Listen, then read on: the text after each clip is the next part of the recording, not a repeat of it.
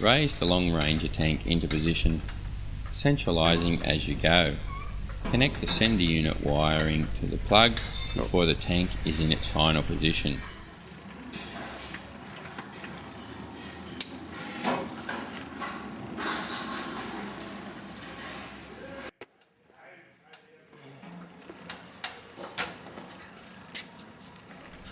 Check the wiring harness again for clearance between the tank and metal lip. Also, check the pickup and return pipes at the front of the tank for clearance on the cross member, the tank and the small bracket we bent up earlier. Loosely fit the front U-bolts.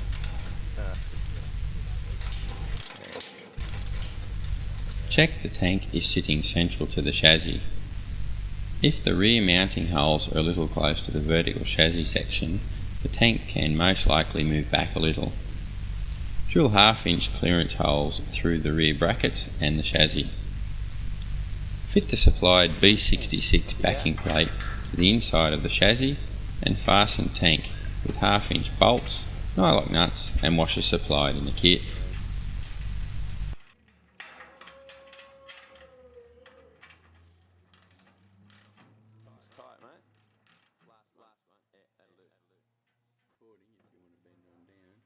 Back at the front of the tank now, bend the steel fuel lines down to line up with the pipes.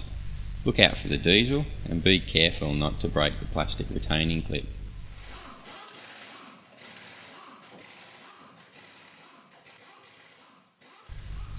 And trim the rubber hoses to length.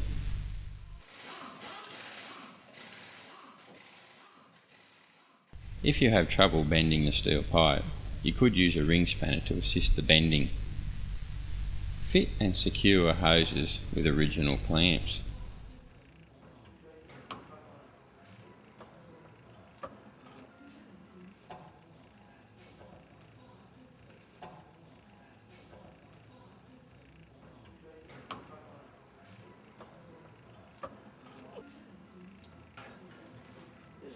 Ensure there are no kinks in hoses and they line up perfectly.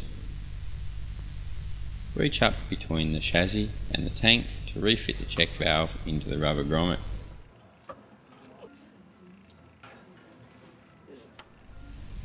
Measure along the straight section of the filler and trim 30 mm from its length. Now measure along the fast fill breather and trim 75 mm from its length.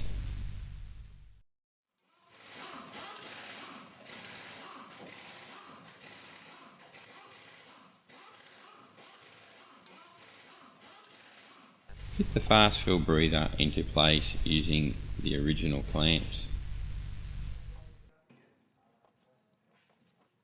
that not too short? The right length? Yep.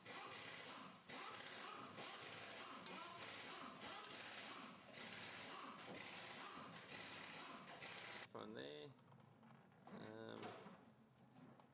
Fit the filler into place, making sure the bend goes towards the Longranger tank. Use the original hose clamps.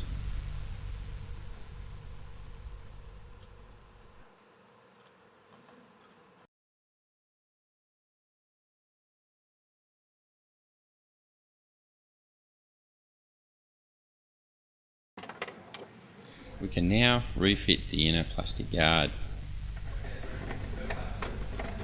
Now do the final checks on all the nuts and bolts.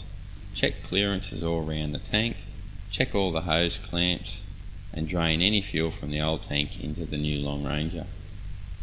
Well, that's about it. We have now installed a Longranger. This replacement tank increases the capacity of the diesel Landcruiser 76 series wagon from 90 litres to 166. That's nearly an 85% increase in the standard vehicle, which only comes from the factory with one tank, unlike most of the other Landcruiser models. Although we have substantially increased the capacity, as you can see, we have maintained the departure angle with the diff, springs and factory rear bar all being lower than the fuel tank. It's now time to clean up and hand the vehicle over to the owner. And don't forget to mention, the fuel gauge will stay on full for a little while longer before gradually moving to empty. and when the low warning light comes on, there will be a proportionally larger quantity of fuel left in reserve than the standard tank.